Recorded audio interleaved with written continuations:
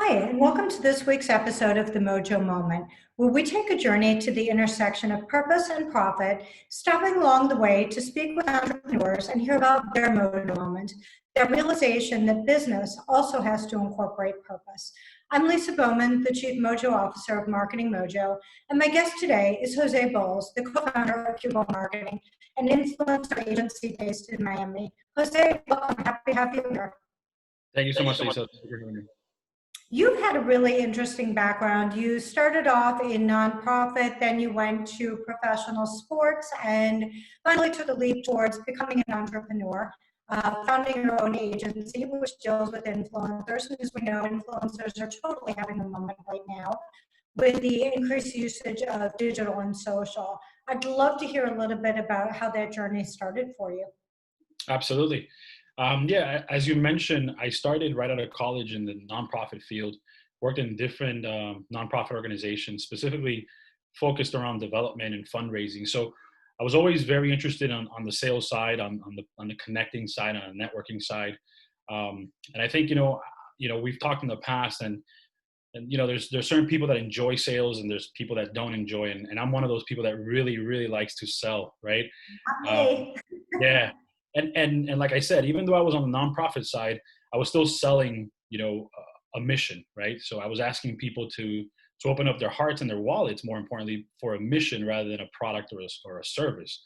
So in a sense, selling for nonprofit, I think it could be a little bit more difficult, more challenging, but really has prepared me, and I think kind of showed me the way really to how to maneuver the sales cycle, right, and how to cultivate relationships and how to build those relationships that perhaps are no's today but tomorrow will be yeses. So as I said, always been really into sales and development. So I was lucky and fortunate enough to hold different positions in different nonprofits, leading to, like you mentioned, really joining the for-profit force on the Miami Marlins team. I was in the corporate sales team. I was there for 3 seasons.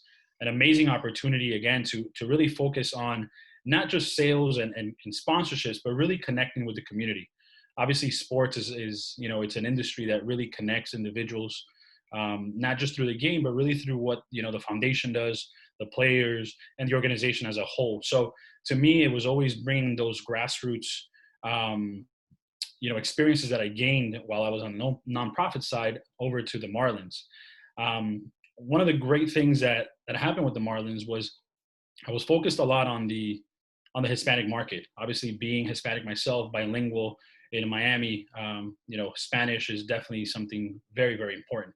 So I focused a lot of my efforts on sponsorships around Spanish speaking CEOs and entrepreneurs. And that's when I came about certain individuals that were content creators down here in Miami.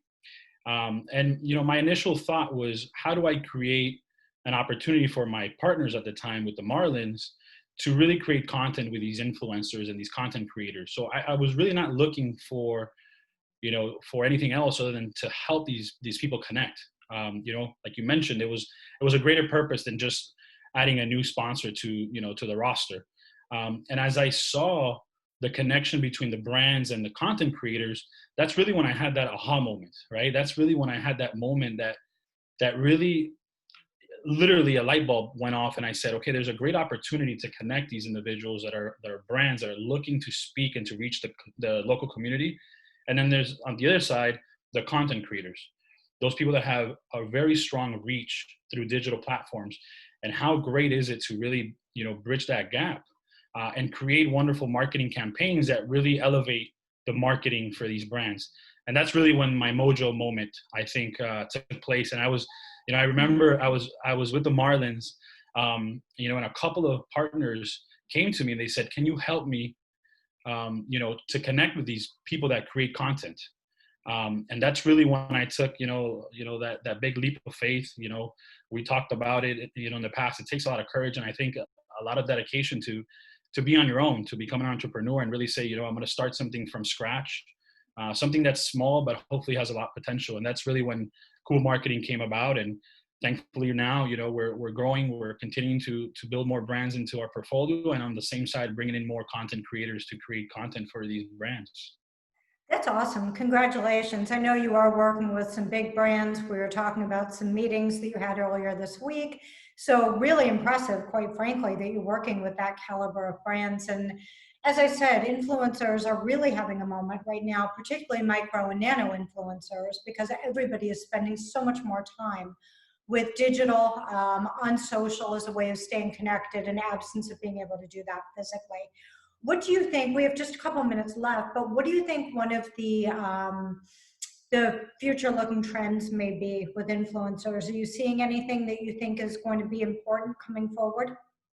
Yeah, I think one of the key things that we're seeing now is the organic feel, right? So a lot of influencers, I think, are kind of changing and shifting their content style to be more organic versus the typical advertising that before we used to see on different platforms. So really creating content that again speaks to the message of the brand and speaks to the audience and the demographic, but more importantly, that's organic. That's very non-rehearsed. More If authentic. that, exactly, more authentic. Yeah, and I think authenticity is everything, right? Because it makes the brand a little more credible when you don't feel like, okay, hashtag an ad, it's paid for. But Exactly. you feel that somebody really is generally endorsing and advocating for that brand. Absolutely. And a lot of the content creators that I'm working with, that's one of the conversations really that takes part at the beginning. It's, is this a service or a product or a brand that I personally would buy or would use or utilize, right? So they're more than, like you said, an advertiser. They're really an ambassador of the brand. So that connection between the brand and the influencer, I think, is key. I would agree, and I've seen some very famous celebrities doing paid ads for products that just don't seem to mesh with them. Won't name names, but people that I would not imagine are doing their own laundry, uh, positioning laundry products. Right. So yeah, to me, it impacts the brand's credibility and authenticity just a little bit. It was interesting. I was at a marketing conference about a year ago in New York. There was a youth marketing conference targeting Gen Z.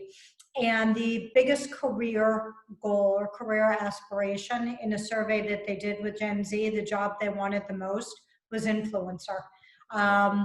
Till that moment, I don't even think I had thought about that really as being a job. It was just something you did, but I never really thought of it as a career aspiration.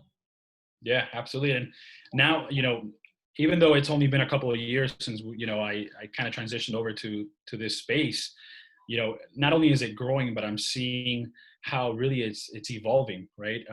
From content creators, like you said, that did it just for fun, to now these influencers and content creators that are making a great living out Yeah. of this. It's something that it will continue to grow, and I think will have a huge impact on brands. I would agree. We have just about a minute left. So two things real quick. Number one, if somebody is looking to get involved, to have you bring an influencer to represent their brand, or maybe they are a content creator looking to work with you, where do we find you? Absolutely. Cubo Marketing, that's Cubo, cubomarketing.com. LinkedIn is obviously a great way to connect with me. So Jose Bowles on LinkedIn, and same thing for Facebook or Instagram. Awesome. Thank you so much for joining us today. And real quick, if you were going to give in 30 seconds one word of advice to another entrepreneur, what would that word be? I think it would just be, courage. Have the courage to step out of your comfort zone, go and pursue your dreams. Yes, it's going to be hard to be an entrepreneur. It's going to be hard to be a business owner, but I think it's what you put into it. So if you work hard and you do it for the right reasons, you're going to have a good shot at being successful. Awesome. Jose, thank you so much for joining us today. We appreciate it and wish you the best of luck. Thank you so much, Lisa. Thank you. Bye bye. Bye.